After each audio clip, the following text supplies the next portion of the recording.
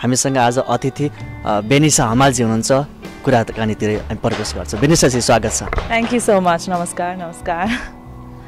सन्चै राम्रै हुनुहुन्छ हजुर सन्चै छु केही दिन मात्रै भएको छ किङ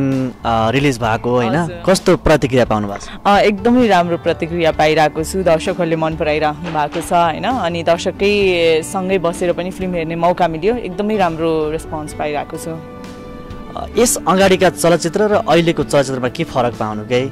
वेल हरेक चलचित्र नै मेरो लागि विशेष छ होइन जति पनि फिल्महरू गर्दै आएँ अब त्यतिखेर रिलिज हुँदाखेरि ती चलचित्रहरू पनि उत्तिकै इम्पोर्टेन्ट थियो जति आज आएर यो चलचित्र इम्पोर्टेन्ट छ अझ यस चलचित्रमा चाहिँ के विशेष छ भन्दाखेरि पनि जस्तो खालको फिल्म मलाई गर्नु मन लागेको थियो नेपाली फिल्म इन्डस्ट्री आज यहाँसम्म आइपुगेको छ एउटा भनिन्छ नि मेन स्ट्रिम मुभी जहाँ गीत होस्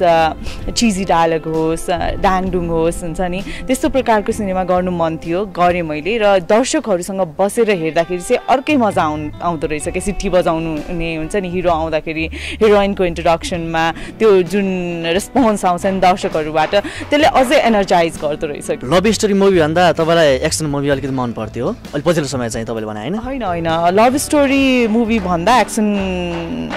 मुभी मनपर्ने भन्दा पनि यो एक्सन लभ स्टोरी हो मैले भन्न खोजेको चाहिँ त्यो जुन एउटा फिल्ममा हुन्छ नि डायलग बोल्दाखेरि ब्याकग्राउन्डमा गीत बजोस् हिरोले 10 जनासँग फाइट गरोस् हिरोइनको लागि फाइट गरोस् त्यस्तो खालको चलचित्र भनेर भनेको कि एक्सन और लभ स्टोरी भन्दा पनि मलाई फिल्महरू चाहिँ कथावस्तु राम्रो हुनु पर्यो मेरो चरित्र राम्रो हुनु पर्यो होइन मेकर राम्रो हुनु पर्यो जस्तो भए पनि यही जनरको पर्टिकुलरली यही हुनुपर्छ भन्ने चाहिँ छैन रियल लाइफमा तपाईँ कसैको क्विन हुनु भएको छ कि छैन अहिलेसम्म अहिलेसम्म भएको छैन केही प्लानिङ गर्नु भएको छ कि अब त बेला पनि आइसक्यो तपाईँको बेला आइसक्यो भनेर यही चिजलाई म प्रायोरिटी दिएर कसैको क्विन हुनुपर्छ और प्रिन्सेस हुनुपर्छ भनेर लागि चाहिँ परेको छैन होइन अब मेरो प्रायोरिटी लिस्टमा त्योभन्दा अरू इम्पोर्टेन्ट चिजहरू छ जस्तो मेरो करियर छ मुभीहरू गर्दैछु मैले होइन ती चिजहरू इम्पोर्टेन्ट छ त्यो चिज भनेको अब एउटा एज हुँदै गएपछि सोसाइटीले रिलेटिभ्सले प्रेसर गर्ने फ्यामिलीबाट प्रेसर हुने कुरा स्वाभाविक हो समय आएपछि हुन्छ तर अहिले नै त्यही चिजको लागि चाहिँ दौडधुप छैन मलाई पछिल्लो समय धेरै जसो नायिकाहरूले विदेशमा बस्नेहरूसँग होइन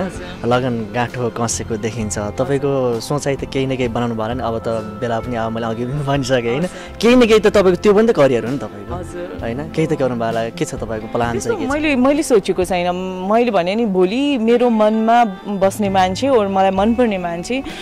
को कतिखेर कसरी मनपर्छ भन्ने नै स्योर हुँदैन हेर्नुहोस् है हेर्दै जाँदाखेरि यो फिल्डको यो मान्छे यस्तो हुनुपर्छ भनेर हामीले नाप्तोल गरेर माया बस्दैन नाप्तोल गरेर सम्बन्ध गाँसिँदैन अब कुनै एउटा राइट टाइम आएपछि राइट मान्छेसँग भेट हुन्छ र राइट डिसिजन हुन्छ सो अहिले चाहिँ सोचेको छैन यो मान्छे यस्तो हुनुपर्छ भनेर अहिलेसम्म कसैको अफेयरमा बस्नु भएको भएन अघि पनि सोध्नु भयो अहिलेसम्म होइन अहिलेसम्म लाइफमा अहिलेसम्म सायद थिएँ म कुनै समयमा एउटा समयमा थिएँ अहिले चाहिँ छैन अहिले पुरा सिंगल हुनुहुन्छ एकदमै सिंगल छु भनेपछि कस्तो खालको ड्रिम भएको उसमा हुनुहुन्छ एक्ज्याक्टली मैले भनिसकेँ त यस्तै भन्ने छैन होइन अब कतिखेर कहाँ को मनपर्छ भन्ने नै थाहा हुँदैन कि अन्डरस्ट्यान्डिङ हुनुपर्छ मेरो फिल्डलाई बुझ्ने हुनुपर्छ इन्टेलिजेन्ट हुनुपर्छ कुनै पनि कुरामा आर्ग्यु गर्न राम्रो लाग्दैन मलाई त्यो कारणले गर्दाखेरि सो यस्तै ओके नेपाली चलचित्रमा लागिरहनु भएको छ कतिको खुसी हुनुहुन्छ समग्रमा खुसी नभए भए सायद नेपाली इन्डस्ट्रीमा अहिलेसम्म चाहिँ हुन्थेन होला तपाईँले पनि हमाल भनेर यसरी इन्टरभ्यू लिन चाहिँ पाउनुहुन्थेन होला खुसी नभएको भए भनेपछि सोचे भन्दा अझै बढी खुसी हजुर खुसी छु जुन चिज जुन अचिभमेन्ट मैले पाइरहेको छु जसरी मैले काम गरिरहेको छु जुन एप्रिसिएसन पाएको छु जुन रेस्पेक्ट पाएको छु यसले चाहिँ एकदमै सेटिस्फाइड छु र म एकदमै ह्याप्पी छु र प्राउड फिल गर्छु कि म नेपाली फिल्म इन्डस्ट्रीमा छु तपाईको बारेमा धेरै कुराहरु त पहिला पनि लिएको थियो हैन तर भिडियो इन्टरभ्यु चाहिँ पहिलोचोटि लिँदैछु हैन थोरै तपाईले सुरुवातमा कसरी चाहिँ यो क्षेत्रमा आउनुभयो थोरै बताइदिनुस् न सुरुवातमा म कालिका एफएममा आइडियल आरजे कम्पिटिसनबाट त्यसमा सेलेक्ट भएँ र त्यही काम गर्ने मौका मिल्यो मेरो मिडियाको जर्नी चाहिँ त्यहाँबाट स्टार्ट भयो देन आफ्टर मैले च्यानल नेपालमा काम गरेँ फिल्मसँग रिलेटेड फिल्मी टप 7 र पर्दा भन्ने प्रोग्राम चलाउँथेँ त्यही क्रममा चाहिँ मिडियाको मान्छेहरूसँग नजिक हुन थालेँ र बिस्तारै बिस्तारै मुभीको लागि एडभर्टिजमेन्टको लागि अफरहरू आउन थाल्यो म्युजिक भिडियोको लागि अफर आउन गर्न थाल्यो सो त्यही राइट टाइममा राइट डिसिजन लिएर राइट अपर्च्युनिटीलाई चाहिँ ग्राब गरेर आज म यहाँ छु कसले ल्यायो सुरुमा केही सुरुमा च्यानल नेपालमा चाहिँ मलाई सुरेश दर्पण पोखरेलले चान्स दिनुभयो त्यसपछि म्युजिक भिडियो मुभीमा चाहिँ मलाई प्रसन्न पौडेलले दिनुभयो साथसाथै आज यहाँसम्म आइन्जेलसम्म चाहिँ धेरैजना सपोर्ट गर्ने मान्छेहरू हुनुहुन्छ यहाँसम्म आइपुग्दाखेरि चाहिँ जस्तो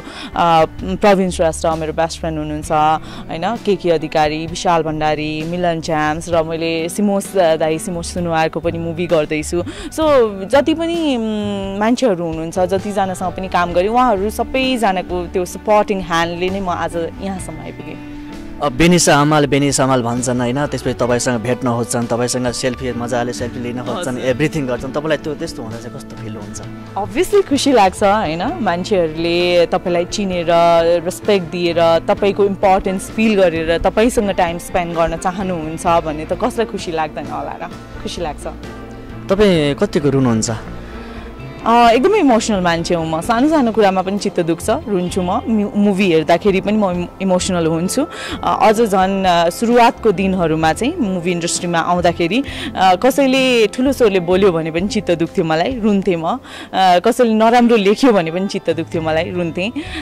तर अहिले चाहिँ समयले जति पनि भोगाइले चाहिँ अझ स्ट्रङ बनाएको छ तर पनि सर्टेन चिजहरूमा चाहिँ इमोसनल नै छु मन भनेपछि कमल नै छ तपाईँको हजुर कमल नै छ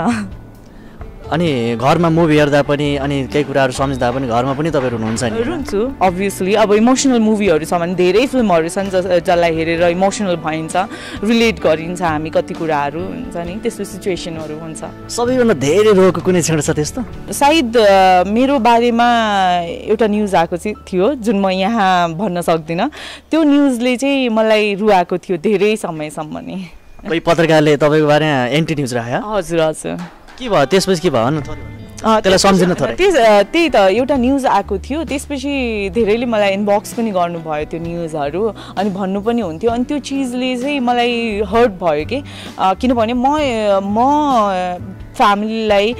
कन्भिन्स गराएर कति गाह्रो हुन्छ यहाँसम्म आउँदाखेरि फ्यामिलीले नजाऊ भनेर भन्दै कन्भिन्स गराएर यहाँ आएको हुन्छ यही चिजमा कन्ट्रिब्युट गर्छु म मेरो 100% दिन्छु भनेर लागेको हुन्छ तर त्यही चिजलाई अर्को मान्छेले डिसरेस्पेक्ट गरेर त्यो के भन्छ उछालेर भनिन्छ नि एउटा particular word sorry to use this word होइन त्यो लेख्दाखेरि चाहिँ अलिकति गाह्रो भएको थियो तर अहिले चाहिँ म्याटर गर्दैन अहिले चाहिँ मलाई त्यही चिजले त मोटिभेसन मिल्यो नि मलाई यहाँसम्म पुग्नको लागि अझै राम्रो काम गर्नको लागि फिल्मी क्षेत्रमा आउँदा परिवारले रोकटोक भयो कि भएन कहिल्यै पनि मेरो फर्स्ट फिल्म गर्दाखेरिको एक्सपिरियन्स नै सुनाउँछु म फर्स्ट फिल्म गर्दाखेरि नै प्रसन्न दाइले चाहिँ घरमा गएर ड्याडीलाई कन्भिन्स गराउनु परेको थियो मेरो स्टडीमा कुनै पनि ह्याम्पर हुँदैन त्यसको ग्यारेन्टी चाहिँ म लिन्छु सो यो फिल्म चाहिँ गर्न दिनुहोस् भनेर सो स्टार्टिङमा चाहिँ थियो देन आफ्टर चाहिँ म जसरी आएँ मैले जसरी आफूलाई क्यारी गरेँ जसरी प्रेजेन्ट गरेँ होइन यो चिजले चाहिँ अहिले चाहिँ मेरो फ्यामिली प्राउड फिल गर्नुहुन्छ कि उहाँ प्राउडली भन्न सक्नुहुन्छ कि मेरो छोरी चाहिँ नेपाली फिल्म इन्डस्ट्रीमा छ भनेर अनि उहाँले चाहिँ तपाईँलाई यो क्षेत्रमा ल्याउँदा चाहिँ के देखेर ल्याउनु भयो होला केही तपाईँलाई महसुस गर्नुभएको छ केही उहाँले भन्नुहुन्थ्यो म एकदमै रियल छु भनेर भन्नुहुन्थ्यो र अर्को कुरा उहाँले म्युजिक भिडियोमा पनि काम गर्नुभएको थियो सायद पोटेन्सियल देखेर नै होला हेर्दाखेरि राम्रै पनि थिएँ राम्रै छु होइन र काम पनि म अनेस्टीको साथ गर्थेँ कुनै कुरा दियो भने त्यो चिजलाई चाहिँ सुरुमै म सक्दिनँ गर्दिनँ भन्नुभन्दा नि म ट्राई चाहिँ गर्थेँ कि त्यो चिजले चाहिँ सायद उहाँलाई एट्र्याक्ट गर्यो होला नेपालको लोकप्रिय नायिका बेनिसा हमाल र बेनिसा हमालले आफैलाई वर्णन गर्दा कसरी गर्नुहुन्छ थोरै आफैले आफैलाई त कसरी वर्णन गर्नु आई प्लिज अर्को होइन म एकदम राम्री छु भन्नु ल बेनिसा हमालको बारेमा एकदम राम्री भनेको होइन म एभरेज छु हेर्न लायक चाहिँ छु म ओके होइन हजुरले आफैले आफूलाई थोरै वर्णन गर्नुहोस् न ल दुई शब्दमा ल दुई शब्द अनेस्ट छु म जुन कुनै कुरा गर्दाखेरि पनि मलाई प्रिटेन्ड गर्न चाहिँ आउँदैन रियल छु जस्तो लाग्छ मलाई चाहिँ बनावटी हुनुहुन्न हजुर त्यति धेरै छैन के गर्न चाहनुहुन्छ नेपाली चलचित्रमा तपाईँले? जस्ट अभिनय मात्रै गर्ने हो कि केही न केही चेन्ज गर्न खोजिरहनु भएको छ कि अथवा यो हाम्रो नेपालको चलचित्रलाई चाहिँ यहाँसम्म पुर्याउने मेरो ठुलो सपना छ, केही न केही त हुनसक्छ नि तपाईँको पनि होइन? हजुर, मैले भने नि अहिलेसम्म म लागिरहेको छु, कन्ट्रिब्युट गरेको छु मैले आफूलाई यो फिल्डको लागि भनेर 100% दिने प्रयास गरिरहेको हुन्छु र मैले सक्ने भनेको काम राम्रो गरेर दर्शकहरूलाई अझै हुन्छ नि उहाँहरूले चाहेको जस्तो उहाँहरूको मन जित्ने खालको काम गर्न सकूँ, त्यस्तो क्यारेक्टरहरू गर्न सकूँ, त्यही नै इच्छा छ मेरो। र भोलि पर्सि हुन्छ नि मेरो अन्तिम सास पनि मैले यही फिल्डमा काम गर्दा गर्दै लिन परोस् भन्ने इच्छा छ। सो भविष्यमा म यो गर्छु त्यो गर्छु भनेर चाहिँ मैले सोचेको छैन, कर्म गर्दै जानुपर्छ, लक्ष्य भनेको बन्दै जान्छ। सो आज अभिनय गर्दैछु भने यही चिजमा नै म निरन्तरता दिएर यसैलाई नै म राम्रो बनाउने प्रयास गर्छु, अझै भविष्यमा अझै राम्रो काम गर्दै जान्छु, त्यही हो। जति चलचित्र गर्नुभएको छ नि ती सबै चलचित्रलाई जोड्दा चाहिँ कुन सबैभन्दा चलचित्रले तपाईँलाई आफैलाई मन पराउनु भयो? केही चलचित्रको नाम भन्न सकिन्छ, एउटा चलचित्रको नाम? सबै फिल्म नै मेरो लागि उत्तिकै इम्पोर्टेन्ट छ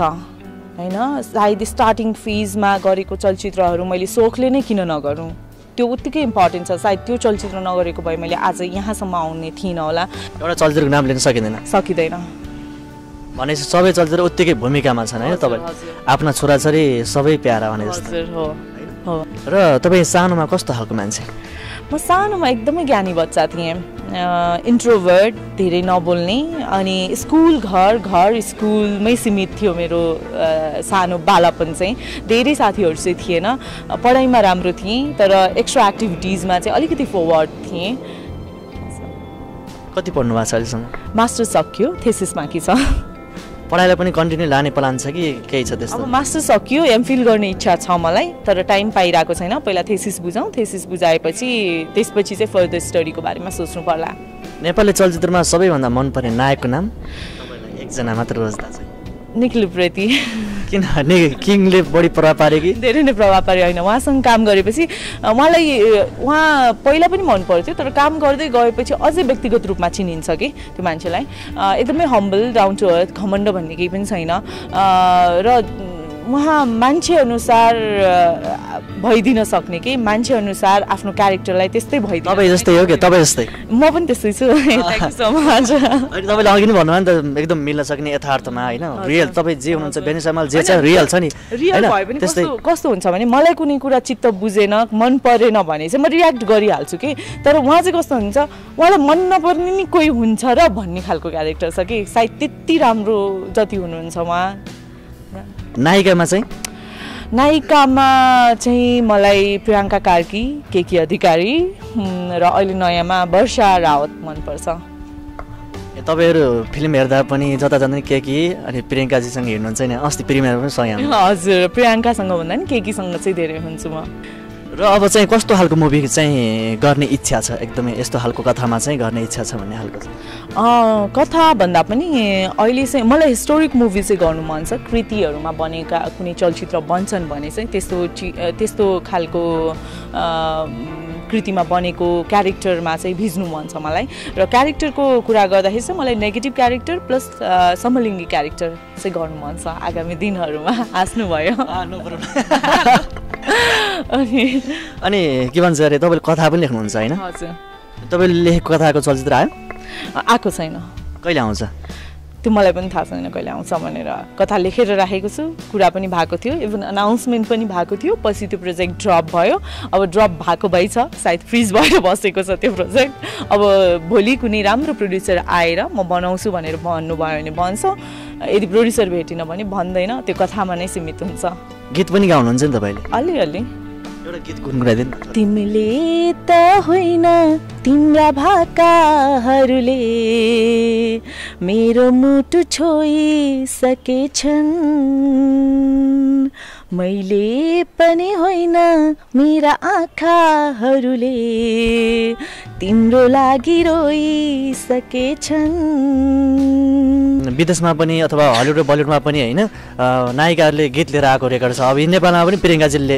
होइन ल्याइसक्नु भएको छ। तपाईँले चाहिँ सोचाइ छ कि छैन? मलाई सोचाइ छैन। यदि मैले गरेँ भने पनि अलिकति मेहनत गरेर रियाज गरेर ल अब चाहिँ म गाउन सक्छु भनेर त्यो कन्फिडेन्स आयो भने चाहिँ पक्कै पनि गरौँला। तर अहिले चाहिँ म गीत रेकर्ड गर्छु भन्ने चाहिँ सोचा छैन। कोही त्यस्तो स्वर मनपर्ने कोही कलाकार चाहिँ? नेपालमा मलाई सुगम पोखरेल एकदमै मनपर्छ मलाई उहाँको स्वर